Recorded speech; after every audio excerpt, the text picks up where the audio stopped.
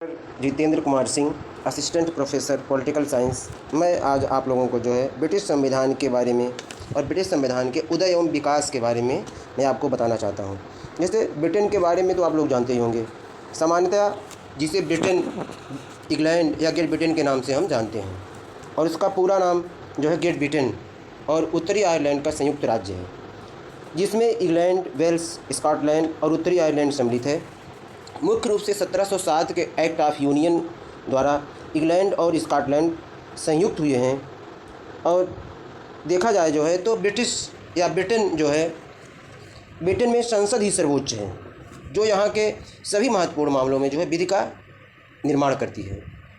और अगर देखा जाए वहाँ पर जो है 1994 में वहाँ पर आयरिश रिपब्लिक आर्मी ने अपनी तरफ से जो है हिंसक घटनाएं बंद करने की घोषणा की थी, और जिससे ब्रिटिश सरकार को राहत मिली और ब्रिटेन ने जो है उत्तरी आयरलैंड को कुछ स्वतंत्रता, शांति एवं व्यवस्था बनाए रखने के लिए दी।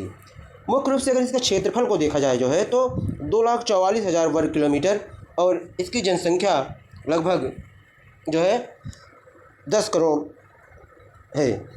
ब्रिटेन इतना लघु आकार होने के नाते भी जो है एक सुसंगठित इकाई के रूप में जो है वहाँ पर एकात्मक व्यवस्था को जो है वहाँ पर सफल बनाया हुआ है। अगर ब्रिटिश संविधान की बात की जाए तो ब्रिटिश संविधान का विकास हुआ है। इसका निर्माण जो है वो किसी संविधान सभा या किसी संस्था के द्वारा नहीं किया गया है, बल्कि यह जो है 1500 वर्षों के विकास का परिणाम है। इसमें जो है 1500 वर्षों का समय लगा है, और ब्रिटिश संविधान की प्रक्रिया जो है वो धीरे धीरे बढ़ी है। इसका निर्माण जो किसी निश्चित समय में नहीं किया गया है। परिस्थितियों के अनुसार जो है राजा कमज़ोर होता गया और संसदीय संप्रभुता जो है वहाँ पर स्थापित होती गई। मुख्य रूप से हम ब्रिटिश संविधान के विकास की यात्रा को जो है हम सुविधा की दृष्टि से जो है 6 भागों में बांट सकते हैं। जैसे कि सबसे पहला भाग जो था वो एंग्लो सेक्सन काल जो कि 5वीं सदी से 1066 ईस्वी तक जो है वो चला था। 5वीं सदी में जो है उत्तरार्ध में जो है एंग्लो सेक्सन जाति ने जो है ब्रिटेन पर आक्रमण कर लिया। इस जाति का आधिपत्य लगभग 1066 ईस्वी तक रहा, और इसी समय ब्रिटेन में जो है 2 नई संस्थाओं का उदय हुआ, जिसमें जो है नियंत्रित राजपद और दूसरी जो है वो स्थानीय स्वशासन की व्यवस्था। दूसरा जो काल था या दूसरा जो भाग है वो है नॉर्मन एक्जीवन काल, जो कि 1066 ईस्वी से 1153 ईस्वी तक था। एंग्लो सेक्सन काल में शासन व्यवस्था स्थानीय आधार पर संगठित थी, किंतु राष्ट्रीय आधार पर जो है ये निर्बल थी, और जिसका लाभ उठाते हुए 1066 ईस्वी में नॉर्मन देश के राजा विलियम ऑफ नॉर्मैंडी ने अपनी सत्ता स्थापित कर ली। और इसी समय शासक ने नियंत्रित राजपथ, जिसे जो है ब्रिटेन को जो है समाप्त कर दिया, और वहाँ पर मैग्नम कांसिलियम और क्यूरिया रेजिस राज्य परिषद का उदय हुआ। तो इसी विजय के साथ जो है ब्रिटिश संवैधानिक विकास का एक नया युग जो है शुरू माना जाता है, और यहीं से जो है कठोर एवं केंद्रित शासन स्थापित करने का कार्य जो है नॉर्मन राजा विलियम के द्वारा स्थापित हुआ। अगर देखा जाए जो है मैग्नम काउंसिलियम में हमें आधुनिक पार्लियामेंट और क्यूरिया रेजिस में हमें आधुनिक कैबिनेट का जो है स्वरूप दिखाई पड़ता है, और मुख्य रूप से यहीं से ब्रिटेन ही नहीं दुनिया को जो है संसद एवं कैबिनेट के अस्तित्व के जो है संकेत जो है वो मिलते हैं। तीसरा जो इसमें था ब्रिटेन के संविधान का जो तीसरा भाग है वो है प्लेबर्टेगेनेट और लंकास्ट्रियन काल, जिसे हम 1153 ईस्वी से 1445 ईस्वी तक जो है बांट सकते हैं। यह समय जो है वैधानिक संस्थाओं के उदय का था। नॉर्मन काल की संस्थाओं में हेनरी के द्वारा व्यापक सुधार किए गए, और प्रशासनिक कार्यों के लिए क्यूरिया रेजिस की तरह एक नई संस्था को जन्म दिया गया। शेष न्यायिक कार्यों के लिए एक्सचेकर के रूप में नई संस्था को जन्म दिया, जो न्याय के उच्च न्यायालय का जो है जनक बन गया। मुख्य रूप से अगर ये देखा जाए जो है यह काल भी जो है इस समय जो है इसी काल में जो है सम्राट जॉन को जो है जनता से कर के रूप में बहुत अधिक धनराशि एकत्रित करने की आवश्यकता अनुभव हुई, और उसी समय जो है जनप्रतिनिधित्व के सिद्धांत बिना कर नहीं के सिद्धांत का जो है उदय माना जाता है। तो प्रतिनिधित्व के सिद्धांत का उदय जो है इस काल का एक नया सिद्धांत हुआ और राजा जान के अनावश्यक रूप से कर लेने के कारण जो है प्रतिनिधित्व के बिना कर नहीं के सिद्धांत का जो है प्रतिपादन हुआ। अगर देखा जाए जो है मैग्ना कार्टा या बृहद अधिकार पत्र, मैग्ना कार्टा या बृहद अधिकार पत्र जो कि ब्रिटिश संविधान के विकास का सबसे महत्वपूर्ण अंग माना जाता है। अगर देखा जाए जो है यहीं से राजा की शक्ति जो है वो कमज़ोर होती गई। 1199 में इंग्लैंड की गद्दी पर राजा जान नाम का एक अत्याचारी राजा हुआ और उसके अत्याचारों से तंग आकर बड़े बड़े सामंत जो है वो उसके खिलाफ हो गए। वो अयोग्य अदूरदर्शी शासक था। उसके अत्याचारों से जनता दुखी हो गई और जनता ने विद्रोह कर दिया। और उसके बाद 15 जून 1215 ईस्वी को रनीमेड नामक स्थान पर उसे एक अधिकार पत्र पर हस्ताक्षर करने के लिए जनता के द्वारा विवश किया गया और यह अधिकार पत्र मैग्ना कार्टा या बृहद अधिकार पत्र या महान अधिकार पत्र के नाम से जाना जाता है।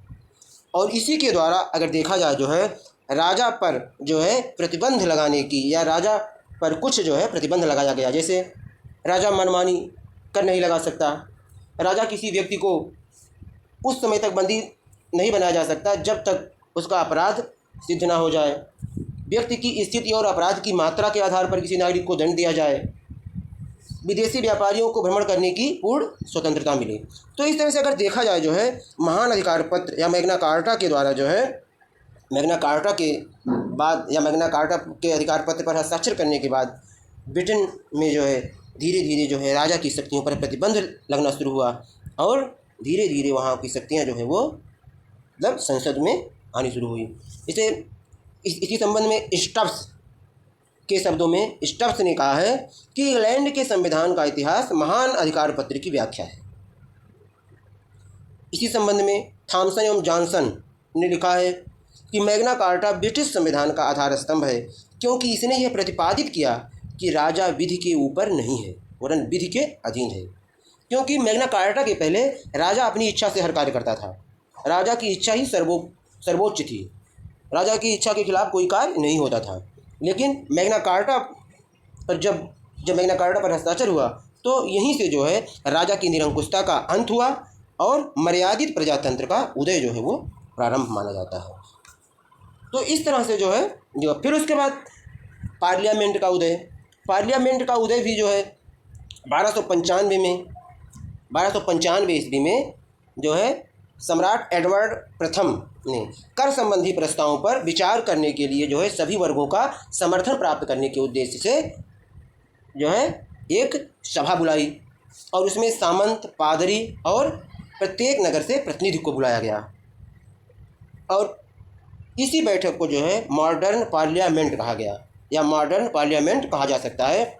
और उसी में जो है ये हुआ कि जो जैसे सामंत और पादरी एक साथ हो गए और जन प्रतिनिधि जो थे, नगर के प्रतिनिधि जो थे वो अलग हो गए और यहीं से जो है संसद जो है द्विसदनी संसद का उदय हुआ। और ऐसा लग रहा था कि जिस तरह से जो है तीनों अलग अलग आए थे ऐसा लग रहा था कि जो है त्रिसदनी संसद का उदय होगा। लेकिन ये सौभाग्य था कि सामंतों और पादरियों के हित जो है एक साथ मिल रहे थे और नगर से जो प्रतिनिधि बुलाए गए थे उनका हित जो है वो एक साथ मिल रहा था और वो सामंत और पादरी जो है एक साथ हो गए और नगर के प्रतिनिधि जो है वो एक साथ हो गए और यहीं से जो है द्विसदनीय संसद का उदय भी माना जाता है। और इसी काल में 1407 में निम्न सदन ने स्वयं वित्त विधेयक प्रस्तुत करने का अधिकार ले लिया और आगे चलकर ये अधिकार जो है वो परंपरा बन गई और आज दुनिया के सभी देशों में वित्त विधेयक वो निम्न सदन में ही प्रस्तुत किया जाता है। तो मुख्य रूप से अगर देखा जाए जो है तो यह जो 1295 का जो कर संबंधी प्रस्ताव का जो वो था उसी को जो है मॉडर्न पार्लियामेंट या आधुनिक संसद के नाम से जो है जाना जाता है और यहीं से जो है वो हुआ है। फिर उसके बाद ट्यूडर काल, चौथा जो इसका ब्रिटिश संविधान के उदय का जो काल है वो है ट्यूडर काल। ट्यूडर काल में जो है फिर से और इसका काल जो है वो 1485 से 1603 ईस्वी तक है और इसमें जो है फिर से पुनः कठोर राजतंत्र की स्थापना मानी जाती है। 1485 ईस्वी में ट्यूडर राजाओं की निरंकुशता स्थापित हो गई और इस समय सामंतों एवं संसद की शक्ति जो है वो क्षीण हो गई थी और निरंकुश राजतंत्र स्थापित हो गया था। उसमें जनता भी युद्ध के बाद शांति और व्यवस्था चाहती थी अतः उनको व्यापक समर्थन प्राप्त हुआ और इस काल में महत्वपूर्ण उपलब्धि जो है मजबूत राजसत्ता पोपशाही से जो है वो मुक्त हो गई। इस वंश ने, जो ट्यूडर वंश था, इस वंश ने ब्रिटेन में निरंकुश राजतंत्र की स्थापना की, जिससे संसद की शक्ति को बहुत आघात पहुंचा और ट्यूडर राजाओं ने अधिक धनराशि एकत्रित कर ली, अतः उन्हें संसद का अधिवेशन बुलाने की आवश्यकता ही नहीं हुई।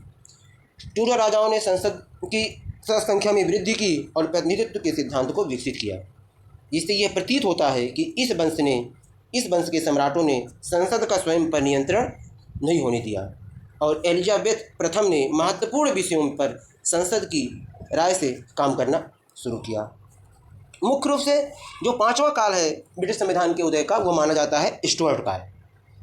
स्टुअर्ट काल जो है वो 1603 से 1704 तक, स्टुअर्ट काल जो है वो 1603 से 1704 तक माना जाता है। इसमें स्टुअर्ट राजाओं ने 1603 ईस्वी से जो है 1714 तक शासन किया। महारानी एलिजाबेथ प्रथम के कोई संतान नहीं थी। रानी का कोई उत्तराधिकारी नहीं होने के कारण 1603 ईस्वी में ब्रिटेन की गद्दी पर स्कॉटलैंड का राजा जेम्स प्रथम बैठा। उसी समय संसद एवं सम्राट के बीच टकराव की स्थिति उत्पन्न हो गई, दोनों में विवाद उत्पन्न हो गया।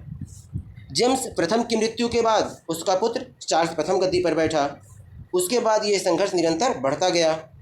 1628 में संसद समर्थक चार्ल्स ने पिटिशन ऑफ राइट्स बनवाने में संसद ने चार्ल्स प्रथम से 1628 ईस्वी में एक अधिकार पत्र पर भी हस्ताक्षर कराया, जिसे अधिकार याचना पत्र या पिटिशन ऑफ राइट्स के नाम से जाना जाता है। इसके द्वारा भी राजा की शक्तियों पर कुछ प्रतिबंध लगा दिया गया और इसमें मुख्य रूप से जो प्रतिबंध लगाए गए कि पार्लियामेंट की स्वीकृति के बिना राजा कोई कर नहीं लगाएगा। पहली स्वीकृति पार्लियामेंट के स्वीकृति के बिना राजा कोई कर नहीं लगाएगा। किसी व्यक्ति को बिना निश्चित कारण बताए उसे जेल में नहीं रखा जा सकता। शांति काल में राजा मार्शल लॉ नहीं लगा सकता। तो इस प्रकार जो है पिटिशन ऑफ दबाव में जो है चार्ल्स ने पिटिशन ऑफ राइट्स तो स्वीकार कर लिया, परंतु उसे लागू नहीं किया या उसे स्वीकार नहीं किया। फिर इस कारण जो है संसद ने इसका विरोध किया, तो सम्राट ने संसद को ही भंग कर दिया और 11 वर्ष तक बिना संसद के जो है वहाँ पर उस राजा ने शासन किया और इस प्रकार चार्ल्स प्रथम ने निरंकुश रूप धारण कर लिया और संसद और सम्राट के मध्य 1642 से 1645 ईस्वी तक गृह युद्ध हुआ और इस युद्ध में संसद की विजय हुई और चार्ल्स सम्राट प्रथम को जो है गिरफ्तार करके उनके ऊपर देशद्रोह एवं भ्रष्टाचार का मुकदमा चलाया गया। चार्ल्स प्रथम को 1649 ईस्वी में मृत्यु दंड दे दिया गया। तो इस प्रकार जो अगर देखा जाए जो है ब्रिटेन में भी जो है 11 वर्षों तक जो है बिना संसद के जो है हुआ। फिर उसके बाद गणतंत्र की स्थापना, वहाँ पर एक बार गणतंत्र की स्थापना हुई है। जो 1649 में ब्रिटेन में राजतंत्र एवं लॉर्ड सभा को भंग कर क्रॉमवेल की अध्यक्षता में जो है गणतंत्र की स्थापना की गई। यही समय ब्रिटेन में एक लिखित संविधान को भी अपनाया गया। इसी समय जो है ब्रिटेन में जो है एक लिखित संविधान को भी अपनाया गया और मुख्य रूप से जो है 3 सितंबर 1658 को जो है क्रॉमवेल की मृत्यु हो गई और उसके उत्तराधिकारी जो है वो अयोग्य निकले। और फिर वहाँ पर जो है क्रॉमवेल की मृत्यु के बाद पुनः राजतंत्र जो है वो स्थापित किया गया और 1660 ईस्वी में जो है चार्ल्स प्रथम के पुत्र चार्ल्स द्वितीय को फ्रांस से बुलाकर इंग्लैंड के राज सिंहासन पर बैठाया गया और उसने भी जो है 1685 तक शासन किया। तो अगर देखा जाए जो है तो प्रिवी का बैठते ही जो है जो प्रिवी काउंसिल जो बड़ी संस्था बन गई थी में से कुछ खास सदस्यों से परामर्श करना प्रारंभ कर दिया और यही परामर्श की नई परंपरा एवं समिति जो है वो आगे चलकर जिसे कबाल कहा जाने लगा और इसी से बाद में जो है कैबिनेट का उदय माना जाता है जो है। फिर उसके बाद है गौरवपूर्ण क्रांति। 1688 में गौरवपूर्ण क्रांति जो है वो 1688 में हुई है। चार्ल्स द्वितीय की मृत्यु के बाद 1685 ईस्वी में उसका भाई जेम्स द्वितीय गद्दी पर बैठा। 3 वर्ष शासन करने के बाद उसने निरंकुश रूप धारण कर लिया और इससे संसदीय नेता जो है बहुत नाराज़ हुए और जेम्स द्वितीय को हटाने के लिए जो है संसदीय नेताओं ने ऑरेंज के राजकुमार विलियम्स को ब्रिटेन पर आक्रमण करने के लिए आमंत्रित किया। तो विलियम तृतीय ने एक बड़ी सेना लेकर इंग्लैंड पर आक्रमण कर दिया। जब जेम्स द्वितीय ने यह देखा कि एक एक करके लोग हमारा साथ छोड़ रहे हैं, तो वो फ्रांस भाग गया और इस प्रकार बिना किसी रक्तपात के जो है शासन में परिवर्तन हो गया और इसी को जो है गौरवपूर्ण क्रांति के नाम से जाना जाता है। 1689 ईस्वी में जो है पुनः जो है अधिकार पत्र पर हस्ताक्षर किया गया। जो है 1689 ईस्वी में संसद बिल ऑफ राइट्स जो है मनवाने में सफल हुई और इसके द्वारा भी जो है 1689 में अधिकार पत्र पर विलियम और मेरी के हस्ताक्षर हुए और इसमें जो है यह निश्चित किया गया कि बिना स्वीकृति के नए कर नहीं लेगा। वर्ष में एक बार संसद की बैठक बुलाई जानी अनिवार्य है। संसद की पूर्व स्वीकृति के राजा सेना नहीं रख सकता। राजा व्यक्तिगत हित में नए न्यायालय स्थापित नहीं कर सकता। संसद में जनता के प्रतिनिधियों को विचार अभिव्यक्ति की आज़ादी होगी। तो इस तरह से जो है इस अधिकार पत्र पर मुनरो ने जो है अपने विचार स्पष्ट करते हुए ये कहा है कि इससे संसद की संवैधानिक प्रभुता की घोषणा की गई और एडम्स ने कहा है कि ब्रिटिश इतिहास में यह लिखित संविधान के स्वरूप एवं प्रकृति के समान था। इसी संबंध में प्रोफेसर एडमंड ने भी कहा है कि यह ब्रिटिश इतिहास में ब्रिटिश संविधान की निकट की बस थी। फिर इसी कालक्रम में जो है देखा जाए जो है तो 1701 का उत्तराधिकार अधिनियम भी आया। क्योंकि विलियम और मेरी ये दोनों निसंतान थे, इसलिए ये समस्या बन गई कि ब्रिटेन का भावी सम्राट कौन होगा। तो संसद ने जो है 1701 ईस्वी में एक अधिनियम पारित किया जिसमें यह व्यवस्था की गई कि हैनोवर वंश की राजकुमारी एवं जेम्स प्रथम की पौत्री सोफिया और उसके उत्तराधिकारी इंग्लैंड के राज सिंहासन पर आसीन होंगे। और इस संबंध में जो है 3 धाराएं विशेष रूप से जो है वो बनाई गई, जिसमें राजा को इंग्लैंड के चर्च का अनुयायी होना होगा। राजा किसी ऐसे देश की रक्षा के लिए संसद को बाध्य नहीं करेगा जो इंग्लैंड के अधीन न हो। तीसरा, राजा संसद की अनुमति प्राप्त किए बिना विदेश नहीं जा सकता। तो यह 1701 का उत्तराधिकार नियम या इसी अधिनियम के द्वारा न्यायाधीशों को जो है सदाचार पर्यंत पद पर रहने की सुविधा भी दी गई और इसके द्वारा ये भी सुनिश्चित कर दिया गया कि राजा संसद की स्वीकृति के बिना न तो विदेश जा सकता है और न ही युद्ध की घोषणा कर सकता है। सबसे लास्ट जो युग है वो है हैनोवर काल, संसदीय जनतंत्र का विकास। इसी काल में जो है संसदीय जनतंत्र का विकास माना जाता है। 1689 के अधिकार पत्र से ब्रिटेन द्वारा 1714 ईस्वी में हैनोवर का जॉर्ज प्रथम ब्रिटेन का शासक बना और यहीं से ये माना जाता है कि संसदीय जनतंत्र का विकास जो है वो धीरे धीरे प्रारंभ हुआ और संसद की शक्ति में वृद्धि भी शुरू हुई। जैसे संसद के द्वारा 1701 में उत्तराधिकार अधिनियम पारित किया गया और जिसके अनुसार जॉर्ज प्रथम को राजा बनाया गया। जॉर्ज प्रथम को अंग्रेजी भाषा का ज्ञान न होने के कारण उसे प्रत्येक बात के लिए संसद पर निर्भर रहना पड़ता है। तो मुख्य रूप से जो है राजा की वास्तविक शक्तियों का पतन हो गया, क्योंकि जो राजा जॉन जो था वह जो है अंग्रेजी नहीं जानता था, ब्रिटिश राजनीति में उसकी रुचि नहीं थी और इसके कारण जो है वह जो है मुख्य रूप से उसने मंत्रिमंडल की बैठकों में सम्मिलित होना बंद कर दिया। उनके स्थान पर मंत्रिमंडल की अध्यक्षता जो है एक मंत्री के द्वारा की जाने लगी और आगे चलकर वही मंत्री जो है प्रधानमंत्री कहलाया और इस प्रकार रॉबर्ट वालपोल ब्रिटेन के पहले प्रधानमंत्री बने। तो राजाओं के असाधारण अधिकार धीरे धीरे जो है उनके हाथ से निकलकर मंत्रियों और संसद के हाथ में आने लगे और राजा वास्तविक शासक न रहकर केवल संवैधानिक प्रधान बन गया। राजा की वास्तविक शक्तियों का पतन हो गया, सभी शक्तियों का केंद्र बिंदु संसद बन गई और सम्राट एक संवैधानिक शासक मात्र बनकर रह गया। मंत्रिमंडल प्रणाली का विकास, सामूहिक उत्तरदायित्व का सिद्धांत भी जो है इसी हैनोवर काल से ही जो है विकसित होता है। लोक सदन की तुलना में हाउस ऑफ लॉर्ड की शक्तियों का पतन 1832 में लॉर्ड सभा की इच्छा के विरुद्ध सुधार अधिनियम पारित हुआ और यहीं से लॉर्ड सभा की शक्तियाँ कम होना प्रारंभ हो गई। वास्तविक लोकतंत्र के अनुरूप जन आकांक्षाओं का प्रतिनिधित्व करने वाली संस्था हाउस ऑफ कॉमन्स के पास वास्तविक शक्तियाँ आ गई। धीरे धीरे निम्न सदन का लोकतंत्रीकरण हो गया। 1928 में सार्वजनिक वयस्क मताधिकार प्रदान किया गया। 1970 में पारित विधेयक के अनुसार ब्रिटेन में 18 वर्ष की आयु के प्रत्येक व्यक्ति को मताधिकार प्राप्त हो गया। 17वीं सदी में ही संसद की सर्वोच्चता प्राप्त हो गई थी, किंतु 19वीं सदी के प्रारंभ तक जनता के एक छोटे ही भाग को जो है मताधिकार प्राप्त था। अतः संसद के बाहर और अंदर संसदीय मताधिकार को व्यापक करने के लिए आंदोलन जो है चला और आंदोलन के परिणाम स्वरूप 1832 1867, 1884 और 1918 में सुधार कानूनों द्वारा मताधिकार को व्यापक किया गया और 1928 के अधिनियम के आधार पर सार्वजनिक मताधिकार को जो है स्वीकार करते हुए 21 वर्ष की आयु प्राप्त सभी स्त्री पुरुषों को जो है मताधिकार प्रदान किया गया।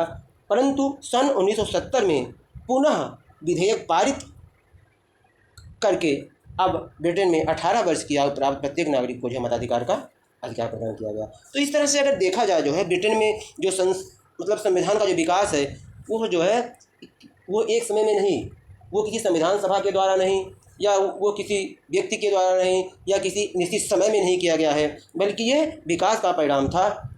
लोक सदन की शक्तियों का विस्तार, लाट सभा की शक्तियों का कम होना, ये सब भी जो है धीरे धीरे जो है वो हुआ है। 1911 में जो है एक संसदीय अधिनियम पारित हुआ जिसके अनुसार वित्त विधेयक पर लोक सदन का अधिकार हो गया और सामान्य विधेयकों को लाट सभा केवल 2 वर्ष तक रोक सकती है। 1949 के संसदीय अधिनियम के द्वारा लाट सभा की शक्तियाँ बहुत सीमित कर दी गईं और लोक सदन को लाट सभा पर सर्वोच्चता दे दी गई। तो इस तरह से अगर देखा जाए जो है ब्रिटिश संविधान में जो है ब्रिटिश संविधान जो है वो एक विकास का परिणाम है, न कि जो है ये किसी निश्चित समय या निश्चित संस्था द्वारा जो है वो बनाया गया है।